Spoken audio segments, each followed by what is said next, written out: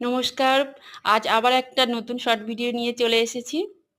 আর দেখুন না, যা বৃষ্টি শুরু হয়েছে, আমার তো বড় বড় ঢেঁড়স গাছগুলো টব সব পড়ে যাচ্ছে। আর আমি প্রতিদিন এসে ঢেঁড়স গাছগুলো মানে টবগুলো তুলে দিচ্ছি। আর বীজ রেখেছিলাম, পাকা ছিল ঢেঁড়সটা, দেখলাম আস্তে আস্তে পচেই যাচ্ছে। আর এই দেখুন বর্ষাকালে এই ক্যারেটে করে মানে ফলের ক্যারেটে এখানে আমি সবজি, প্রতিদিন সবজির খোসা ফেলি। প্রতিদিন আর 2-3 দিন সবজির খোসা জমিয়ে জমিয়ে এখানে ফেলি, বা কিছু ভাত টাত যদি বা থাকে। তারপরে আপনার ওই গাছের পাতা, বাগানে তো এমনিই পড়ে থাকে। আর বর্ষাকালে তো মানে খুব তাড়াতাড়ি এগুলো বৃষ্টিতেই ঝরে পড়ছে, গাছের পাতা, পাকা পাতা। সেগুলো তুলে তুলে যতটা পারছি তুলে তুলে নিয়ে এই ফলের ক্রেটে দিচ্ছি।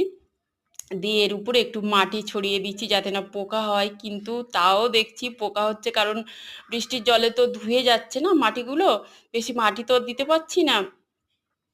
আর এই দেখুন, এই একটা গামলাতে, এটাতে ওই রকম সবজি, তারপরে বিভিন্ন রকমের আমার এই অ্যালোভেরা গাছ আছে এখানে। অ্যালোভেরা গাছের পাতা কেটে কেটে সব ভর্তি করে দিয়েছিলাম, সেখানে সব কম্পোস্ট হয়ে গেছে। তারপরে এখানে মাটি দিয়ে দিয়েছি। আর এই দেখুন, এই যে পুঁই শাকের, এটা না বেশি দিন হয়নি, কিন্তু ছোট ছোট চারা আমি করেছিলাম বাড়িতে দানা দিয়ে। সেই চারাগুলো ফেলে, আর